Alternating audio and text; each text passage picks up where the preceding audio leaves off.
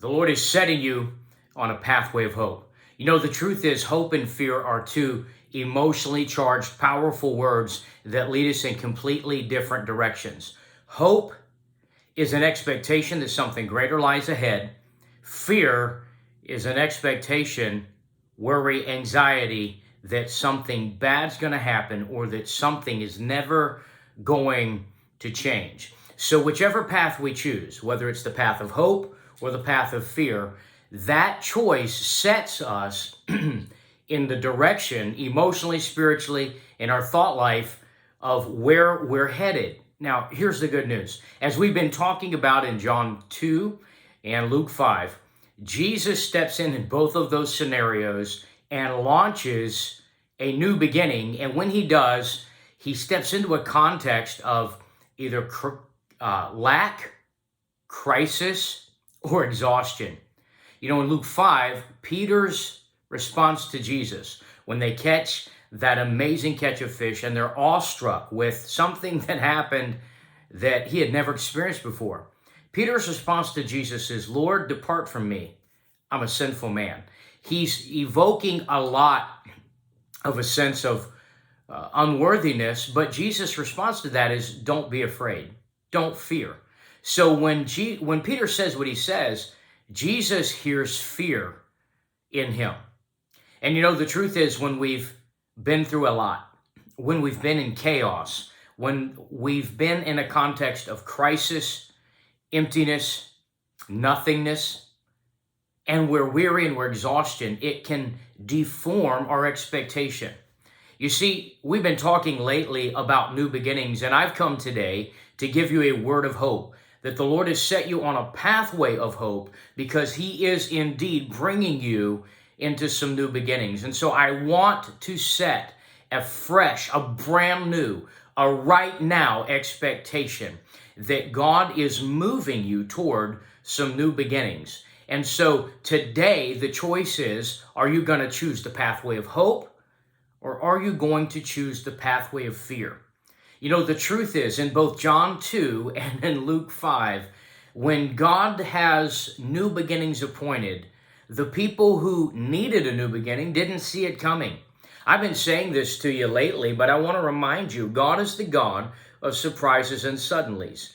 And what I mean by him setting you on a pathway of hope is you've got hope that you haven't even been aware of. There's hope that God has already established. God is already moving to orchestrate the events, the times, and the outcomes in your life in connection with that glorious pathway of hope.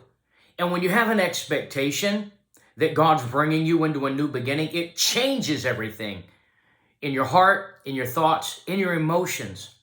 So here's my question. What's the work you need to do? What are the fears that are challenging you, that are daunting you? The good news is the new beginnings he's moving you into look nothing like the crisis, the chaos, the lack of clarity, the emptiness, the lack, the nothingness that has produced fear or anxiety in your heart. Maybe it's just you're worried and you carry a fear that nothing's ever going to change. Here's the thing.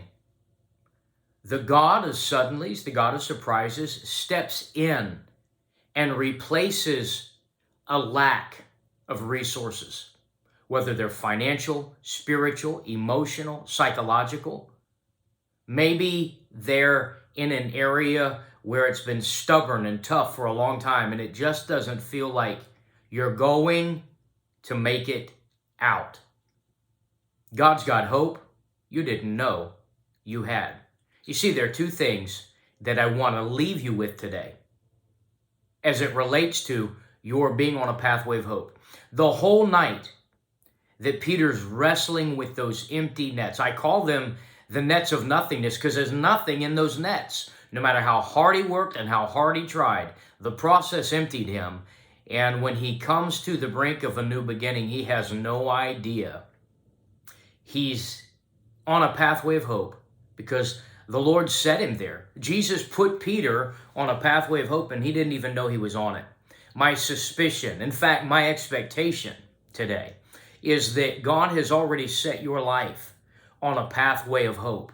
And your fears, here's the good news. God is so good. He's not going to allow your fears to hinder your future.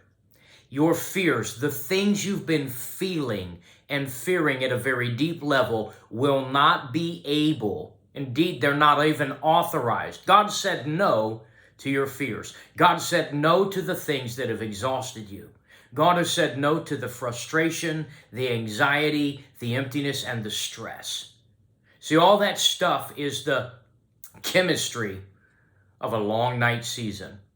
It's the anxiety that comes out of exhaustion and the fears that rage in us when we don't feel like we have hope because we can't see a hopeful outcome based on our experience. And by my saying that God has said no to your fears is a very profound thought, because when Jesus says to Peter, I know you've been through all you've been through last night. I know you've caught nothing.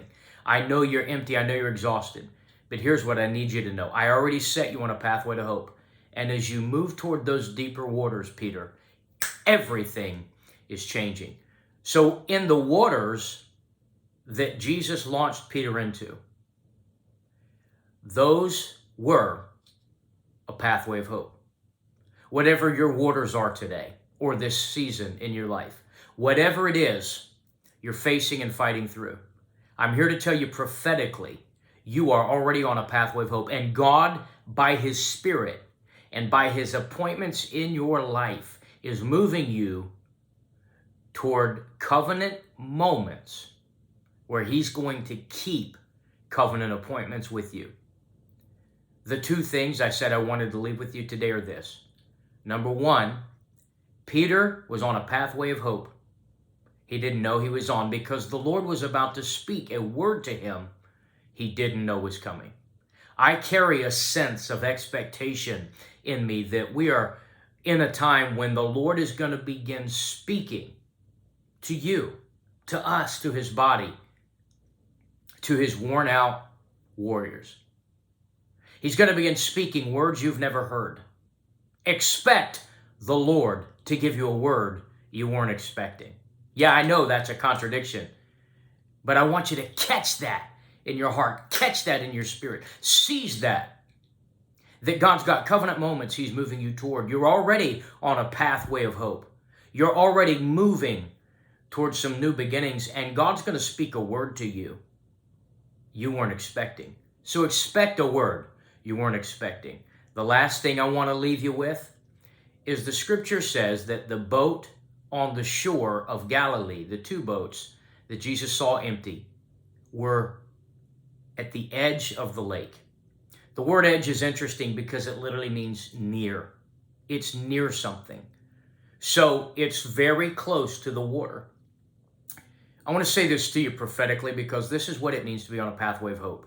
And I want to shift your expectation towards outcomes that are going to wash away the emptiness you've been through and put a restful state on that anxiety and to silence your fears. And that is this. There is a nearness to a new beginning in your life you're not even aware of. You are on the brink. You're on the edge. You are literally near a new beginning that you don't know the Lord's bringing you into. Set your expectation for some glorious new beginnings, because whether you see it or not, you're already on a pathway of hope.